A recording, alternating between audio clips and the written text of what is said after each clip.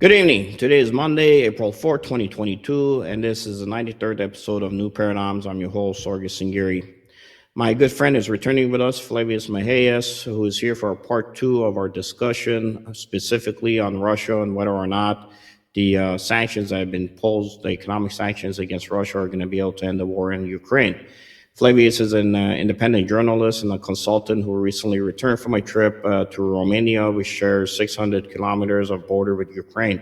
His journalism really focuses on conflict, the impact of economic sanctions, and the experiences of the minorities.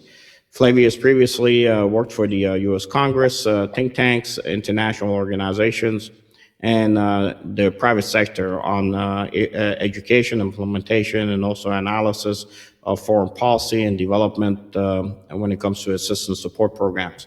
He's contributor to the Huffington Post, Atlantic Council, Al Jazeera, and he recently traveled again to the Middle East, to Syria, Iraq, and Lebanon, where he worked in a Syrian refugee camp, was able to travel through the Kurdish regions and visited the Christian communities, and now is compiling a book about Syria. Flavius, it's good to have you back here again for our second part of the discussion. As you know, with the videos and the pictures that are coming back out just from Ukraine, with what is happening on the battlefield, it seems that we're going to have another round of sanctions against Russia. Russia, as of March 7th, is the most sanctioned nation in the world to this date. So it's good to have you back here, and I wanted to see what your take is going to be. Where are we going to go from here now? Thank you, Colonel, and thanks to your audience for having me again. It's good to be back. And I would start, since you mentioned what's coming from the battlefield, a quick parenthesis before we jump in the sanction topic. The massacre in Bucha, or the alleged massacre in Bucha, is absolutely horrific and terrifying. President Zelensky called it a genocide, which, according to the information that's available, would rather fall under the classification of war crimes. All will depend on whether UN investigation commission will be allowed to visit the site and do its job. But perhaps it's helpful to take a step back and remember that the first time that an allegation of possible war crime was committed on that battlefield was by Amnesty International, Human Rights Watch, to Ukraine for the treatment of the Russian prisoners of war. And there were two press releases by Human Rights Watch the last few weeks that said if those videos are confirmed as evidence, then it would be tantamount to a war crime. And this case here is certainly a source of preoccupation.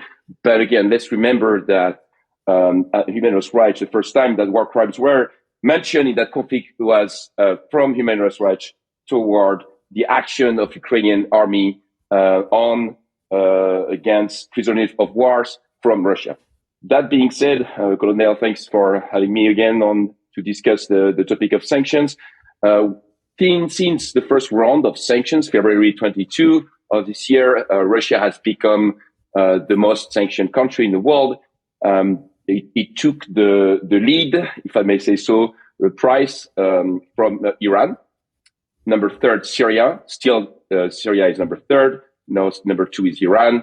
As I mentioned, Russia is number one. Number four is North Korea, and so forth.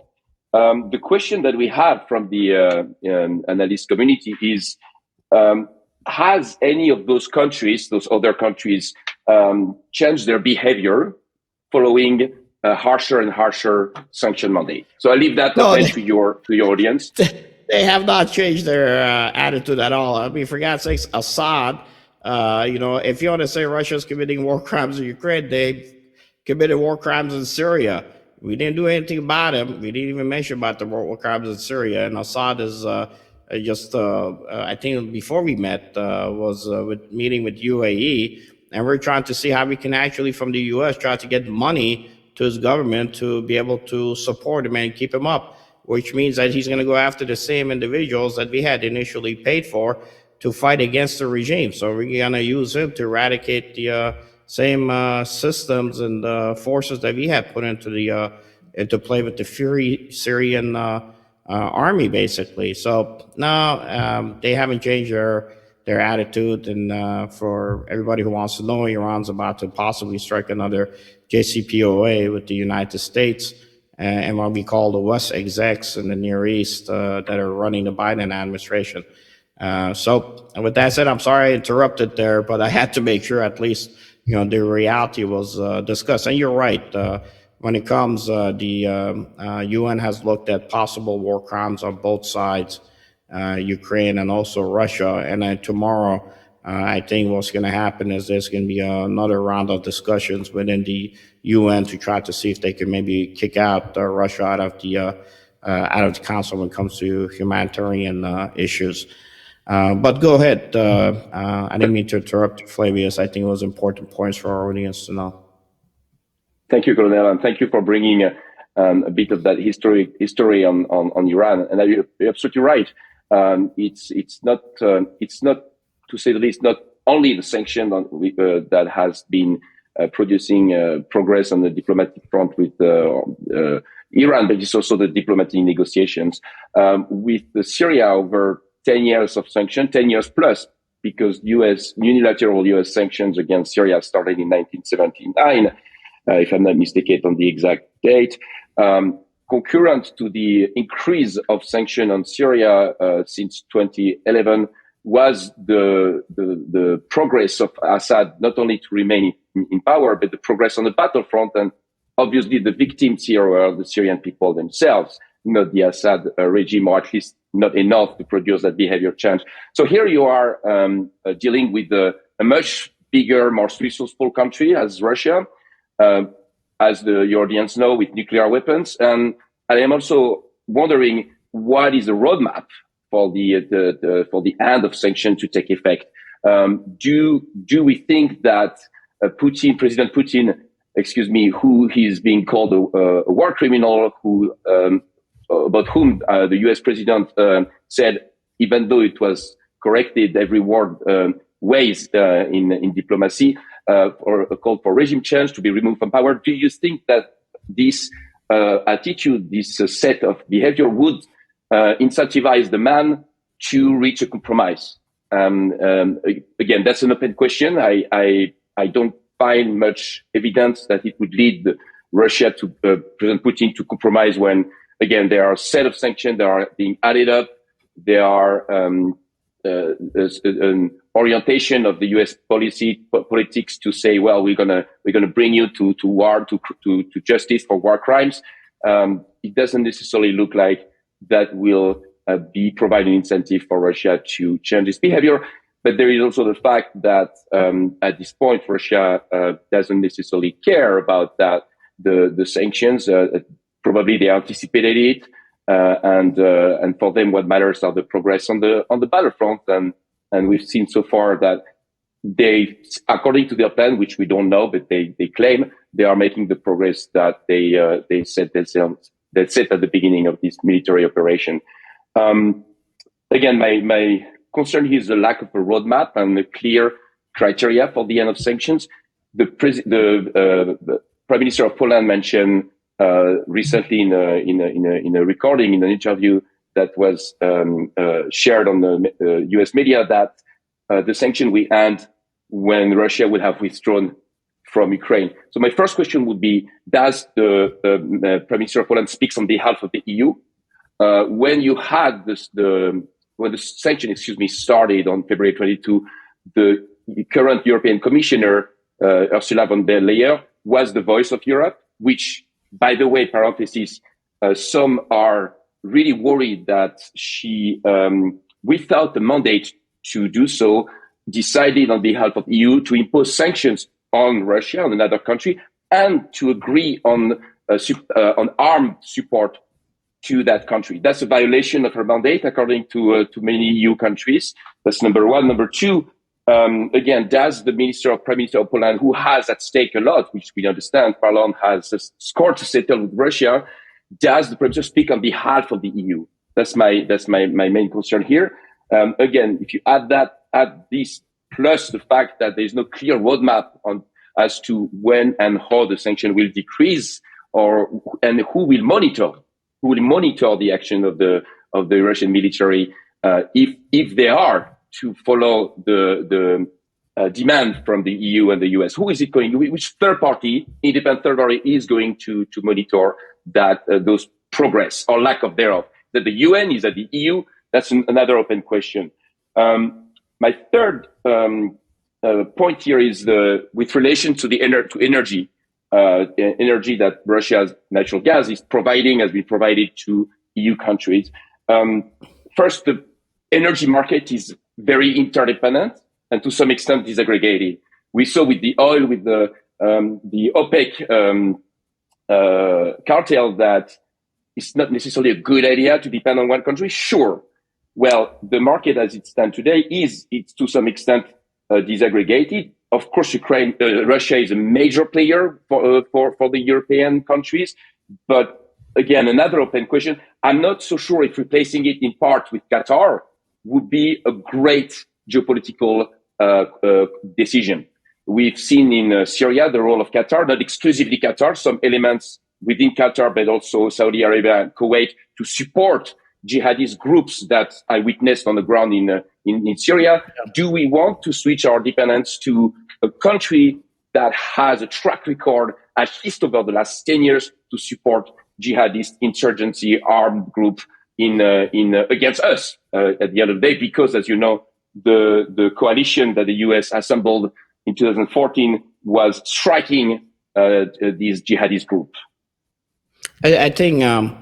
I think the reason they're going after Qatar is because they're still trying to counter Russia on the battlefield. But in this case, on the battlefield of Syria, as I told you earlier, if we're starting to kind of support Assad because we want to make sure that Hezbollah is left in check, because everybody believes, to include the state of Israel, that Hezbollah is probably more of a threat than anything that Qatar can fund, especially in Syria. All Qatar is going to do is take the money, fund those force structures that we were initially funding through our monies because they were supposedly our friends fighting against the Syrian government, and then start still fighting against the Russian forces in Syria to counter Russia there. But oil is, people need to know, I mean, depending on the region you get it from.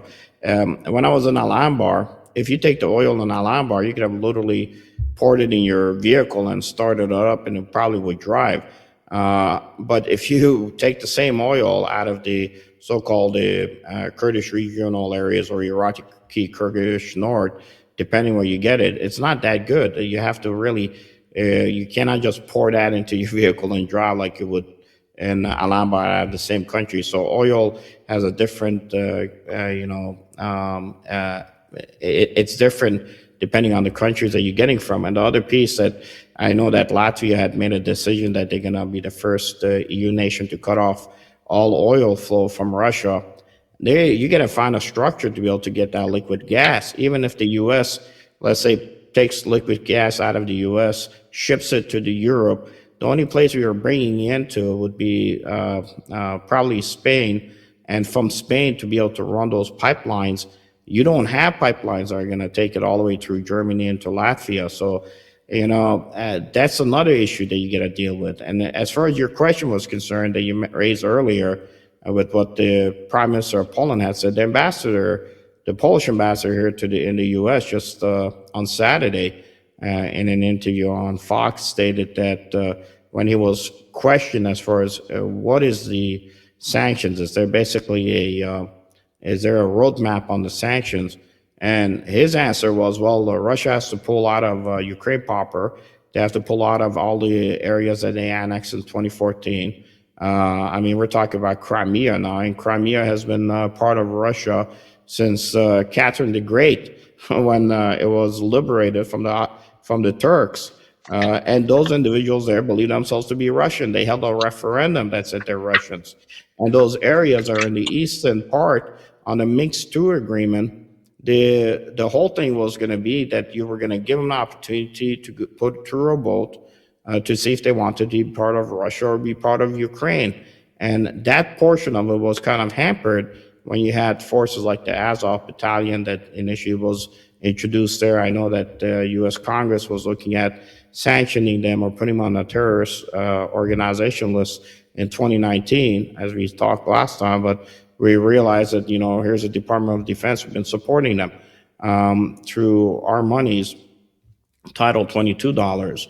So you couldn't sanction an organization that we were putting money into from the U.S. side. And even the ambassador to Poland stated that, well, after the Russians have completely pulled out, then we'll look at whether or not we should lift the sanctions. The problem you're running into, it took 27 nations to come together to approve sanctions. You have to have every single nation be on agreement to stop the sanctions. So I don't think we're in a position right now where with these strong sanctions against the Russian Federation that you're going to be able to get any of these 27 nations to agree, because Poland has a little bit of a skin in the game too, given the fact how many refugees they've taken. And they're trying to leverage over the next decade against the Russian Federation to make sure they get paid for what's happening within Poland. The demographics will change, and they're going to have a huge burden that they have to take on their own. So I think they're going to hold off on the sanctions as long as they can to suck as much money out of the Russian Federation for the next 10, 20 years. Regardless of what the EU thinks about whether or not the sanctions should be lifted. The problem you also run into, the only people who have a skin in the game is really the Ukrainians, but now the Ukrainians are stuck because they can't counter, Zelensky can't counter Poland to say, hey, look, you can't just go around making statements that will consider, if this, even after the Russians have completely withdrawn for the sanctions to be lifted, because you're putting me in a position I can't strike a deal with them. You're keeping this war to go longer.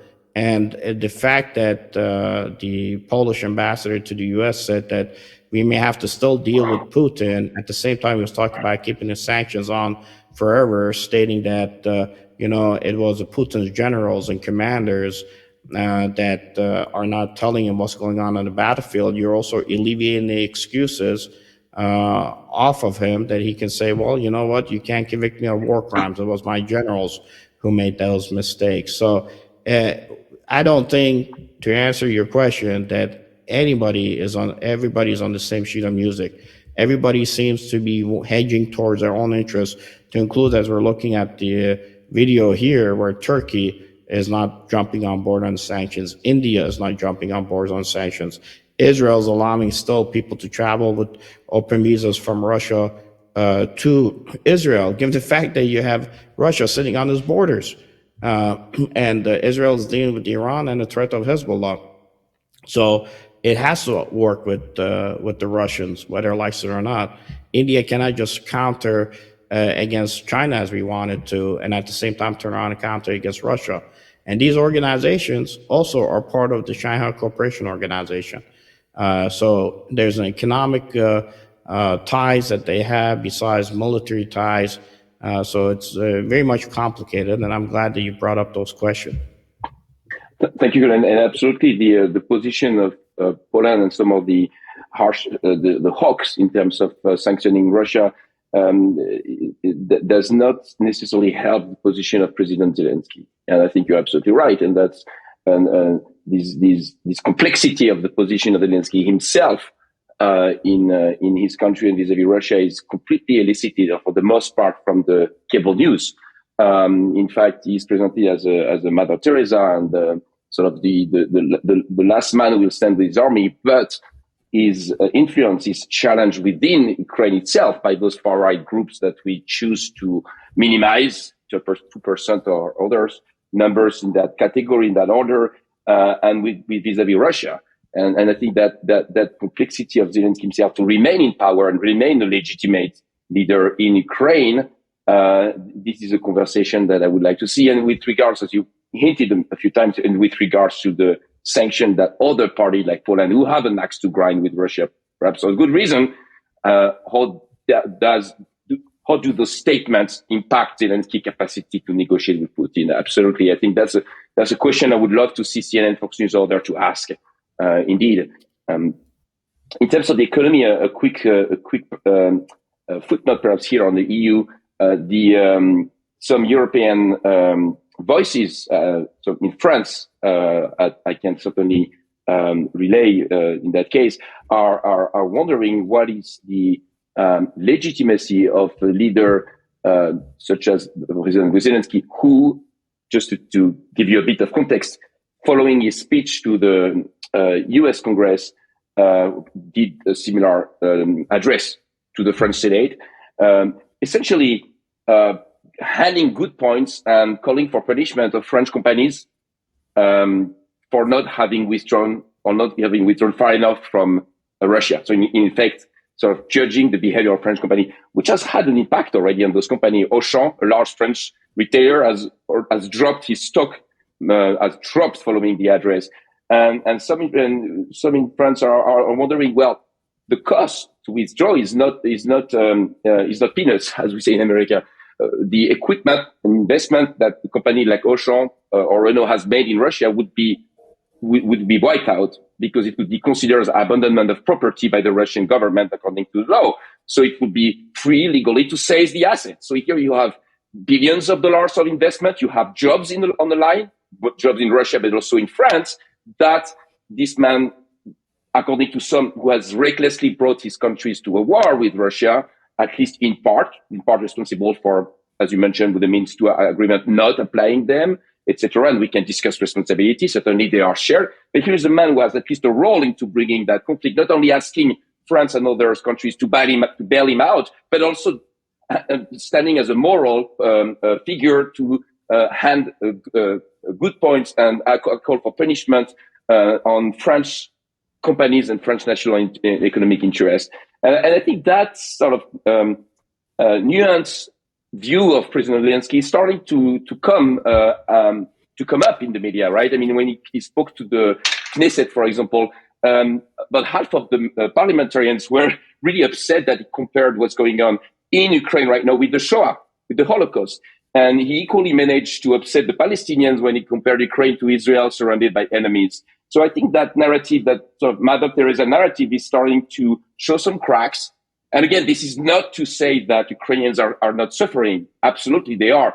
But who is responsible, and therefore who is to blame, to, in part, having brought the country to war and now calling for harsher sanctions? I think this is starting to bubble up, regardless of the narrative you can hear and you've been hammered on in the cable news since the beginning of the conflict. No, I mean, you're 100% right. I think the problem that Zelensky's running into, when my friend went to work he was going to go to work for General Odierno, I gave him a little mirror. And on the mirror, I wrote certain, things for him. And number one was always smile when you're answering the phone. So, every time he looked at the mirror, small mirror that was sitting next to him, when he picked up the phone, he would smile. And I said, don't wear your boss's rank on your sleeves, meaning that you're not the boss. You're there to help the boss. You don't have his power and position. Unfortunately, Zelensky, sometimes, because he's desperate, he tries to use the power of NATO to kind of project himself globally. I was on an interview recently, I think it was just 3 weeks ago, and I said there's an old saying in Assyrian that you got to kill your name before your name kills you. Unfortunately, he's kind of stuck now in the so-called church roll of Ukraine. Keep in mind, church roll didn't last long after the war was settled. And Zelensky was having problems even prior to the war beginning. He was at maybe 24%, I think was the highest I had seen on the polls. He was actually lower in polls than Biden is here in the United States, especially after the Pandora papers came out that really showed the level of corruption that was there and where he was tied into it. Now he's doing his best. He's in the fight. He's trying to survive. He's trying to save as many Ukrainians. And I think just before the war started, he kept on cautioning President Biden not to say the type of words that he was using, to include, a small incursion, which really led to this fight. I think the problem that Zelensky is going to run into, he has no power base. His power base is really coming from the guys that are fighting on the ground. Ukrainians are trying to die to save their nation and their people, their family members, and at the same time from what NATO is giving him. But I said this in an interview on Newsmax, and I'll say it here again. On the first time that the Russians sent negotiators to meet with Zelensky's folks, EU ran to him and said, sign a piece of paper. And there's a famous paper where he's holding the papers he signed to be a member of the EU. EU didn't do that because they cared about Zelensky. If they wanted to see the negotiations go well, they shouldn't have even pushed that at that time. They did it because they wanted to lock their interests in the process. And unfortunately, it seems that regardless of what's happening, the atrocities are taking place, that the flames that are fanning the war in Ukraine are going to get bigger and bigger and bigger with more casualties.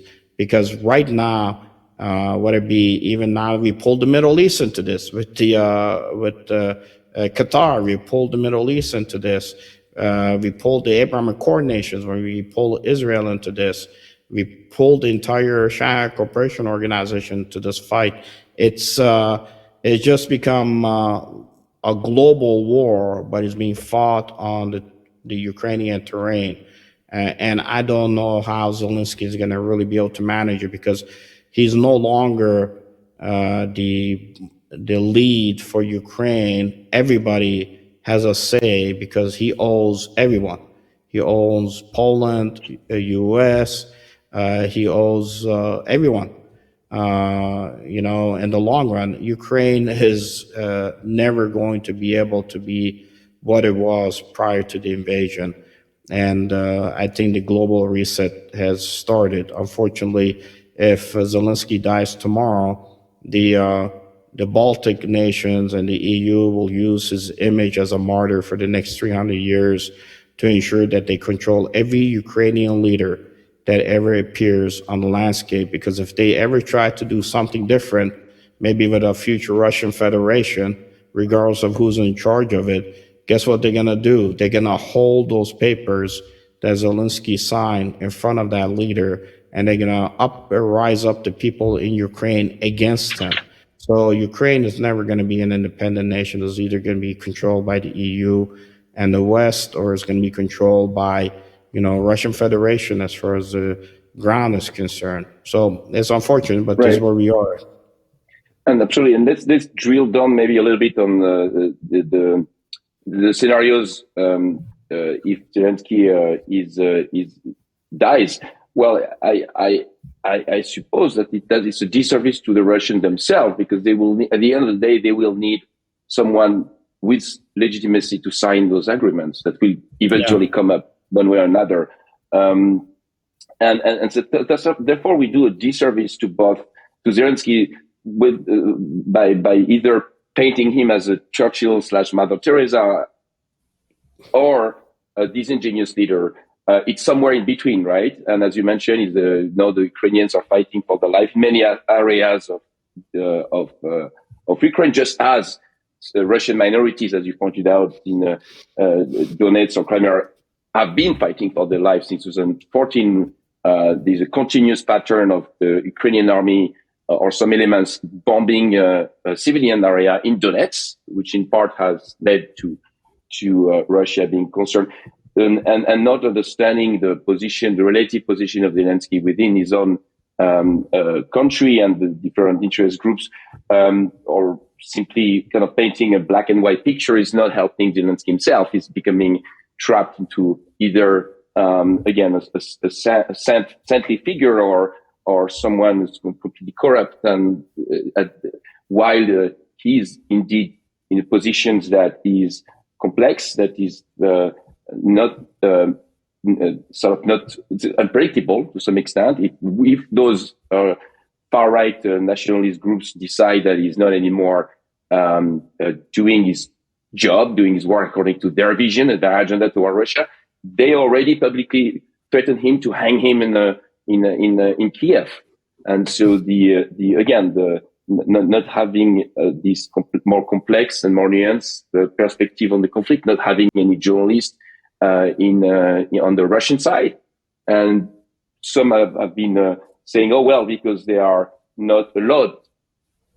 What are the evidence? In fact, some French media have been to Mariupol on the Russian side and have been described the conflict on the Russian side. So again, it's a very brave job for journalists here in the West to embed with Ukrainian units. But as you know, Colonel, the journalists who are embedded within an army are a form of censorship and certainly control over what they do. So you have that views, which is certainly worthy, but the other view is not there, or it's forbidden to air. And like RT, for example, which was banned in France by a decree from the French media oversight authorities. And that leaves you with the question, what about the freedom of the press, right? Because sure, the state media is expected to broadcast propaganda, but in fact, there are not only RT. There's not only RT as a state media. Die Welt, France 24, and YouTube has had the policy which, when you switch on those channels within YouTube, you have a sort of disclaimer. This is a state-sponsored media with France 24, with Die Welt, and others, and you have the same with RT, right? So if there is knowing this disclaimer, what do you prevent the Americans and the Europeans to access that information? Let me ask you, it will create a precedent. What will prevent Iraq, in, God forbid, the next conflict, to censor Al Hura, which is a U.S. government-sponsored television that provides a great job covering issues for the Arabic audience? Prevent saying, well, it's a state-sponsored media. They've relayed the propaganda from the U.S. We're going to shut down Al Hura. So my concern is with the freedom of the press and the precedent it creates in future scenarios. No, look, I go back to the whole paper I had written in 2015 that looked at the Great Power Relations. It was a speech that at that time Wang Yi had given at the Brookings Institute, and what Susan Rice tried to actualize. All these issues you're just bringing up were discussed really in that paper. I recommend folks to go and read it. I'm going to be coming out with a write-up probably tomorrow to show how the chessboard of the nations are lining up to literally match what was initially discussed by China's vision for the bipolar world. Guess what? In that vision, there was one piece: either the EU or Russia would dominate, but it would be a neo-fascist of the old that would arise in Europe. This literally was what the Chinese Communist Party had looked at going back to 2012, and when the Obama administration tried to actualize it in 2014. Now, fast forward a decade, guess what? You're seeing it happening on the battlefields. Why? Because the people who had invested in that plan can't just reverse everything. I tell people, the Sykes-Picot plan for the Middle East was a 100-year plan. It was an agreement. It was a business agreement between the French and the British. Somebody had to walk in and take that role 100 years later. It wasn't going to be the French and the British anymore. It was going to be the Americans and the Russians. 25 years out, they had to start understanding how to settle the papers to get to where once one agreement expired, the next agreement can be struck. Unfortunately, it was such an absolute mess, and the fact that the Chinese were trying to exert themselves and the Americans were accepting under the Obama administration of wanting to be aligned with China more than anybody else, that we didn't close out that agreement. The reason Middle East is still on fire and smoke because nobody settled their papers. And now we've taken this and we've now made the conflict global. Ukraine is tied to Middle East. What's happening in Syria is tied to what is happening in Ukraine. These things are not separate pieces. So, you know better. You've been downrange. I mean, you probably understand where the linkages are better than most of our audiences and any experts out there do. Well, thank you, Glenn. The connection here, or the feedback loop with Syria is, as discussed earlier, when you talk about sanctions and the fact that in order to depend less on Russian gas, we are courting Qatar and already signed up, according to the Guardian agreement. An agreement was already signed up between Germany and Qatar. Well, do we want our taxpayer money to pay for the gas from a kingdom that has provided support to jihadist groups that have brought havoc in Syria over the last 10 years? which has as a consequence not only the loss of life in Syria, which is horrific, but led to the refugee crisis and this large flow of refugees that reached Europe and France. Is that really an alternative to Russian gas? Again, these are questions that hopefully will be addressed. On the freedom of the press, RT might be banned from YouTube, but what is coming up as an alternative source is CGTN. CGTN is China network, and in fact, to hear another perspective, again, not to validate, not to say that they're not propaganda, but I find myself watching CGTN. CGTN, very sleek media channel in French, CGTN France and in America. And if you compare side by side CGTN and Russia today, the last days of coverage, it's not that different. Okay, it's more subtle in the case of China. Obviously, they are advancing their national interest.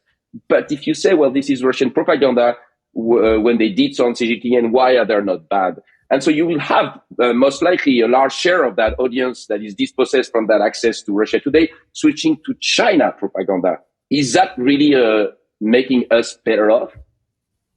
Look, no, it's not making us better off. And you know what? What's funny about it, the same satellites that are used somewhat for global positioning and the same companies that have monitor on them that are tied to that propaganda machine that the Chinese have for their news network that now we're going to be consumers are the same ones that are allowing these civilian drones to be used by the Russians to conduct attacks against Ukrainian armor, and the same drones and the same civilian company that provides the GPS guidance system support is the one that is actually providing the same thing for our police officers, because we use the same company and the same drones here for law enforcement. Like the whole thing on the sanctions is an absolute well, I can say the first part of it, cluster. I cannot say the other part of it, but it's absolutely a mess, and I'm not sure how we're going to be able to extract ourselves from this. Look, Flavius, I'm going to have to give you the last word, buddy. Otherwise, we're going to be here for hours talking about these things. And I think me and you have discussed, we're going to have to bring you back, and we're going to have to go down lower to how the sanctions are being executed at each's level. Hopefully next. I wanted to make sure that I gave the audience a chance for you to come and kind of look at that eagle-eye version as to what is happening with the sanction piece. And the questions you just raised, I guarantee you none of those questions are being raised in Congress by anybody who's questioning the Department of Treasury as to what is happening and are these things actually working or not. What is your recommendation with what needs to be done to go forward for having these sanctions to be effective, not to bring more people into this conflict, to include Qatar? What is your recommendations? Thank you so much. If I had that recommendation, probably I would be rich by now. But I think taking a step back to anticipate perhaps the argument that if you raise concern about sanctions, then you put your hands up in the air and say no sanction. No, absolutely no. I think it's not. The question is not black and white sanction or no sanction. Sanctions which are specific to war criminals, I think is a good thing, and you cannot argue the fact that there is accusation or there is evidence, not only a president saying so, then it makes it so, or vice president like we've seen in America. But if they are, if we sanction war criminal and we track them and we bring them to justice, whether it's domestic or international justice, that's certainly a positive thing. And today they are a member of the Assad elite as much as they are member of the Israeli army, for example, who cannot fly to London, right? And so these are sanctions that are necessary, and then I don't see if it's done with that context of bringing evidence and so on and so forth, which the Germans and the Belgium, the French too have been doing since 2011, targeting high-level officials in the Assad military, in the Assad, and low-level operators as well. These are good sanctions, necessary sanctions. So I think focusing on the sanctions that do bring to justice those individuals, whether it's in Russia, Ukraine, Syria, are really something to focus on. And hopefully we will be seeing more of that. The second point, coming back to the final point for this time, Colonel, coming back to the economic sanction, is well having a conversation on what we call in Congress the sunset clause. So when those sanctions will be reconsidered. I'm not saying lifted, but reconsidered. Every bill of that sort has some type of sunset clause. Where is that? If it's via executive order, where do we see that as well? The reconsideration of those sanctions, because behavior change, hopefully, or that's the target of those sanctions, and discussing the impact on the civilians and the perspective of sanctions over the last few decades and why they've worked and why they've not worked before we sign off 13 billion aid to a country and the largest, most significant invasive sanctions that ever done in recent history toward a country like Russia. No, much appreciated. I mean, those are absolutely excellent questions and valid points. And I don't know. I mean, it depends. At the end of the day, it's whether or not we enforce sanctions under. If it wasn't for the sanctions against the Iranian Revolutionary Guard Corps, IRGC, we probably wouldn't have the legal requirements to be able to kill Soleimani. And Soleimani was targeted and killed because we had legal justification with the sanctions. Today, under the current administration, the commander of the same force is running around everywhere, around the battlefield, actually supporting terror operations from Iran against our allies' interests within the region, and we're not targeting him. And we're looking at even removing the same organization off of sanctions. So it's, I know it can get confusing. Unfortunately, what it does is it hampers businesses usually, Flavius, from getting involved. From 9/11, when we put sanctions against areas like nations, even as an example, Somalia, if you have one small violation and a bank is now penalized millions of dollars, guess what? The bank doesn't invest. They say, why are we even investing here?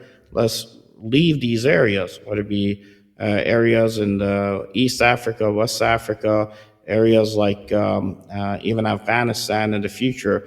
So what it does, it really hurts the people in the long run. It really absolutely squeezes the opportunity for businesses to be able to survive and at the same time be able to have major money flow in to build capacity so that Somalia doesn't remain isolated in this bubble, time bubble for decades.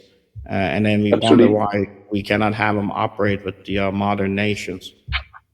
Absolutely. And it's understandable on the bank side to err on the side of caution or err perhaps too much on the side of caution, which is called de-risking.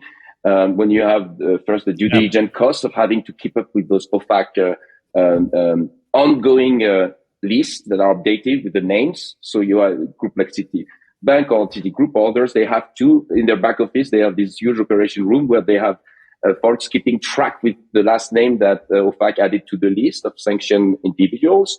If you fail to do that and your compliance mechanism is not up to the standard that OFAC decide, you're slapped with, as you mentioned, millions of dollars of sanctions and worse. So the incentive there is, and can be said as rational behavior, is to avoid altogether those markets, which do not serve the people in those markets because they tend to be some of the poorest, bottom of the pyramid, as the World Bank says.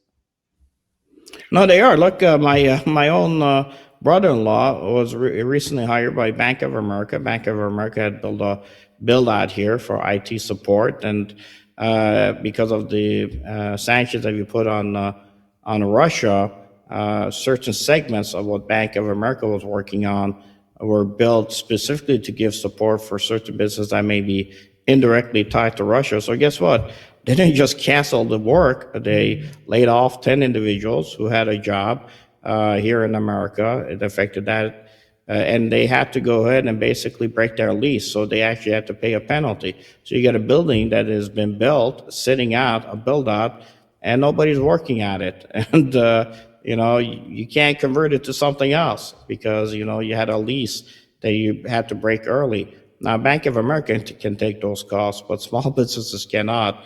And now you got Americans who have nothing to do with the war in Ukraine and Russia because of the sanctions we put on a certain segment of the Russian companies getting laid off, to include my own family member who now doesn't have a paycheck. Why? Because Right. when he was hired, we didn't have sanctions.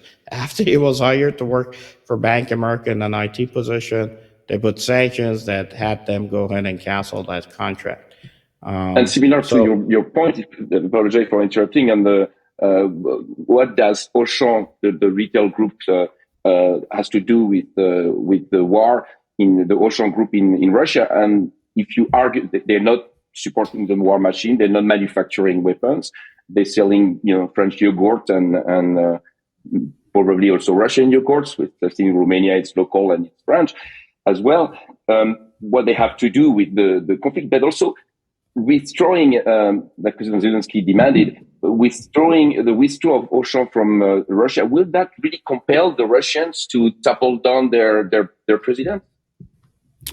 no, I mean they've been even asking. People have been asking to get rid of the nesting dolls. That we need to sanction the next nesting dolls manufacturers. I mean, it's gotten really ridiculous, but it is what it is. Private business can do whatever they want. That's one of the blessings that we have. But unfortunately, I think we're in position. And what happens in the future once you say, okay, we're going to remove the sanctions nation to nation, and then private businesses say, well, we're not happy with what Zelensky decided to do, sign a maybe peace agreement with the Russians. We're going to now Well, sanction Zelensky, or we're not going to do business with it because we don't like the fact that he decided to sign a peace agreement, and we don't care well, what our country says.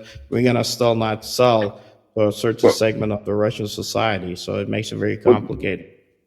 If absolutely, even in Russia itself, will Auchan assuming they withdraw, and some French companies have withdrawn from because of the pressure from the Russian market, will Auchan be even, or any other such Yeah, group, for yeah. example, be even capable, having lost millions of dollars on investment, have been expropriated by, not expropriated, have been the assets have been seized by the Russian government because they left the country, abandonment of property. Would they even consider or have the capacity to go back to Russia? And that's harmful to the French economic interest as well. Or what would be the premium on that? What would be the insurance, the premium for those companies to go back there? Pretty high, I would think, if the risk of having to withdraw that market can come up next time around. No, it does. And unfortunately, in the next future, in the next conflict, you may see them more hesitant, a conflict that might be worse than what is happening, unfortunately, in Ukraine. Flavius, if people want to know more about you, tell us what's next on the agenda. I know we haven't talked in a couple of weeks, and I know you're still working on your book on Syria. You're not heading back in time soon, are you? Looking forward, Colonel, absolutely, for an update on the conflict itself, NATO, and that we started the conversation 2 weeks ago, and we're going to continue on and providing some perspective and critical analysis of the narratives that we hear from the cable news and other sources, and how we can sort of having a more granular, nuanced understanding that serves American and European interests. You can follow me on Twitter, and not only follow, I hope engage in a rich conversation such as this one. It's twitter.com/Flavius Oxford. So in one word, Flavius Oxford. And I look forward to be back soon and to continue that conversation. Thank you for having me, Colonel. No, much appreciated. Thank you for being here. And for our audiences, I want everybody to know that, again, if you like the type of program we have and the guests that are coming, we need your support. So unitedassertingappeal.net is really where we need you to go to be able to support us. Again, we have money that we're raising with what is happening in South Sudan. The situation is becoming absolutely worse than it is now. The government is not going to last anytime soon. also still support of the Syrian Christians in northern Iraq and Syria. And for everybody who's screaming about war crimes, Syrian Christians still haven't gotten a settlement to be helped as far as settling their issues when it comes to war crimes. There was a recent House resolution that was passed. President Biden signed it. Money still goes to the enemies of those Syrian Christians and Yazidis to be able to support them to defend themselves against the Syrian Christians and the Yazidis. It is what it is. It's a reality of sanctions and policies work when it comes to United States approach to the various different regions it's operating in. And thank you very much for Cinema Production for giving us an opportunity for these type of shows. With that said, thank you for being with us, Flavius. We'll have you back again. God bless, and this is New Paradigms.